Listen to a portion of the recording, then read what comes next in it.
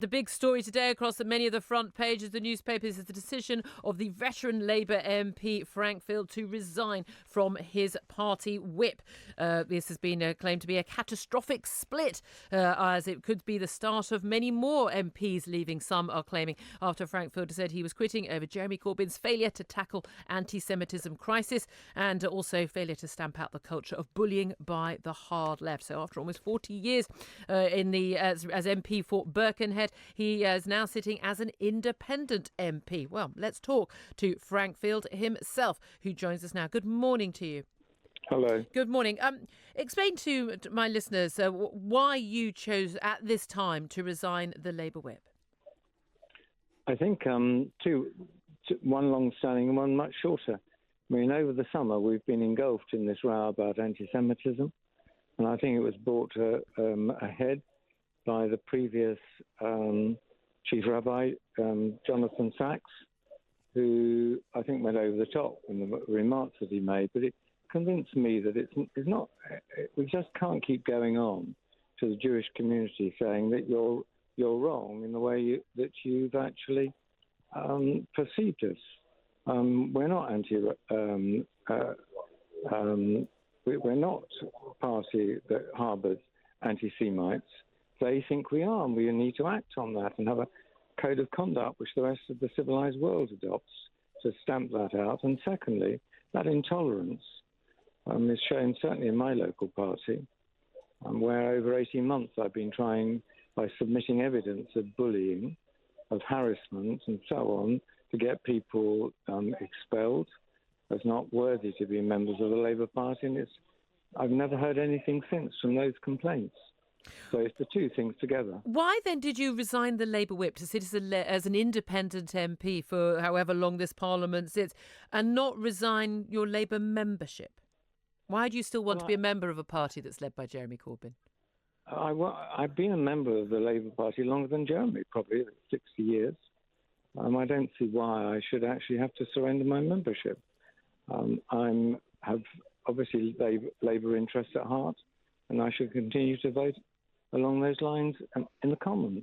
Although, of course, I mean, you've often... as an independent Labour member. You've often angered, of course, the Corbynistas, and Jeremy Corbyn himself by your votes. You're a keen Brexiteer.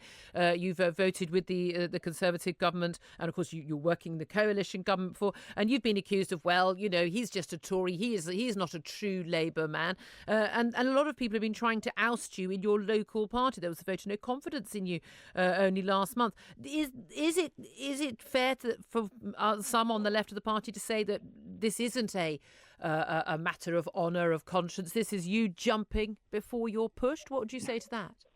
No, I mean, there's 30-odd people passed a motion. The local party, there are 70,000 electors in Birkenhead.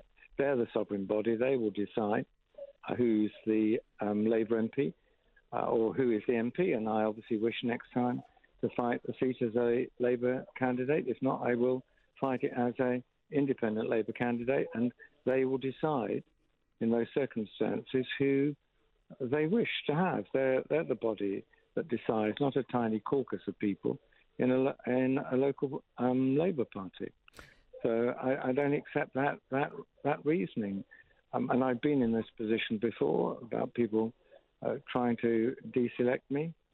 I would have thought my position, for example, over Europe is closer to Jeremy's than many of those people, unnamed, who are attacking me now. Some would say that you've given in, but by resigning from the Labour whip, that you've effectively let the bullies, let the anti-Semites, let the hard left, you've let them win. You've allowed them to take over the party that you have been in for your entire adult life. What would you say to that? I mean, that's a fair criticism, isn't it? When people like you leave the Labour Party, it's actually far from the truth, as you know. I mean, I'm not a part of the gesture politics brigade. I do things because I'm really hopeful of making some contribution to a success.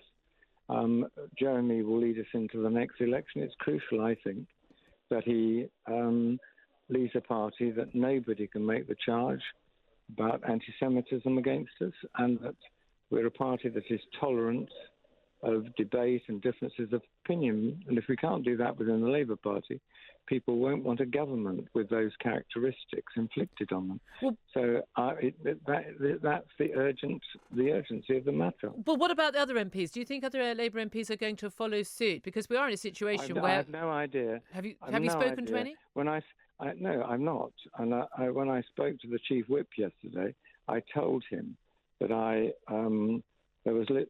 spoken to nobody, and he was the first person in the parliamentary party that I'd spoken to. Are you planning to call a by-election? You say you'd stand again in the next election. Some are on the left are saying, well, if you're so sure that the people of Birkenhead want you, even though you're no longer sitting as a Labour MP, why don't you stand as an independent candidate in a by-election up against a Labour candidate? Well, that might happen. Well, you don't know. You know perfectly well it only happens if you force the by-election. No, let me answer your question. It's a huge move that I've made. It's been a terrible move. The idea I can decide everything in one go is crazy. I'll obviously be thinking about this over the next weeks and months, and I'll come to a conclusion about it. Now, you were one of the MPs who nominated Jeremy Corbyn for the leadership election back in 2015 as part of a bid to sort of have a wider debate among the party to make sure there was a representative of the hard left on the ballot after it went from MPs to the wider party. Do you regret that decision? I regret that what I wanted from that was that we'd have a tolerant debate and the left should be part of that. I didn't see, Jeremy didn't see, the hard left didn't see, because if they had done, Jeremy wouldn't have been the candidate, the effect of the £3 membership. That changed things, and he became, as you know, the leader of the Labour Party. After your resignation from the party whip, a Labour Party spokesperson said, Jeremy Corbyn thanks Frank Field for his service to the Labour Party, and that was it. It was a one-sentence response to your decision after so many years as an MP, almost 40 years as an MP for the party, you say 60 years as a member of the party as well. How does it feel after playing such a role in the Labour Party for so long? And it's undoubtedly the case, spoken to many people since your resignation across the parties, across Westminster's spectrum, that you are incredibly respected MP for many of your positions, your principal positions, and the fact that, as you say, you're not into gesture politics. You are a man who has stood by what you said and done the same thing repeatedly. How do you feel that the Labour leadership responds to your resignation with what is effectively a shrug? Well, I think it's. I think other people have to be responsible for their actions. I'm responsible for mine. I did think it was though you could have taken it that I was resigning from the local bridge club or whist drive club, but there we are. That's his comment. I've actually got other things. I've got local broadcasting. No, I know you have to leave. That's fine. Frank, can I just ask you just one final question? Is Jeremy Corbyn a fit and proper person to be Prime Minister of this country? It's because I think he will lead us into the next election. I've made this move to ensure that we're not seen as being a party of anti-Semites, and that we have a local Labour parties which are tolerant, and that tolerance is throughout the Labour Party, and therefore we're fit for government.